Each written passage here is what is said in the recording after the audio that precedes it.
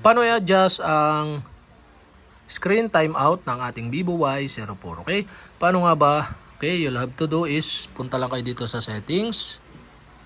Dito sa settings, punta lang kayo sa display and brightness.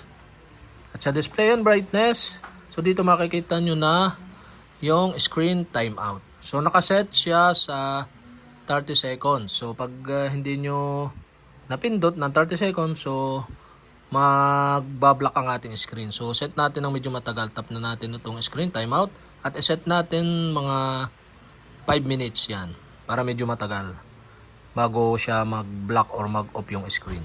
So okay guys, ganun lang kadali mag-palit or mag-adjust ng screen timeout sa ating Vivo Y04 mobile phone. Okay, sana nakatulong itong video na to. At kapag hindi ko pa kayo subscriber, mag-subscribe lang kayo sa aking YouTube channel para updated kayo sa mga video tutorial like this. Okay, salamat sa panonood.